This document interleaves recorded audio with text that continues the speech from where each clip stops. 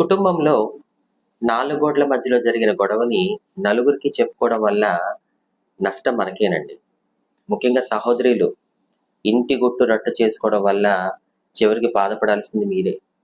ఈరోజు నీ పక్కింటోళ్ళు నీతో బాగున్నారని, నీ ఆఫీస్‌లో కొలీగ్స్ నీతో ఫ్రెండ్లీగా ఉంటున్నారని చెప్పి, నీ కుటుంబ విషయాలన్నీ కూడా వాళ్ళకి మీరు పూసగుచ్చినట్టు చెప్తున్నారు.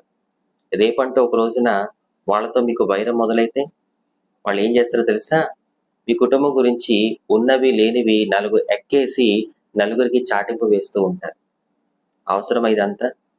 ఒకసారి మీరు ఆలోచించండి. దావీదు తన కుటుంబం దూరమైపోతే, తన బాధనంతా దేవుడితో చెప్పుకొని, తిరిగి తన కుటుంబాన్ని కట్టుకోగలిగాడు. కుటుంబాన్ని కట్టే దేవుడు నీతో ఉన్నాడు. ఆయనతో చెప్పుకో నీ కష్టాన్ని, నీ బాధని. ఆయన విని ఊరుకునే దేవుడే కాదు, నీ నుంచి నీ బాధని, నీ కష్టాన్ని దూరం చేయగలిగే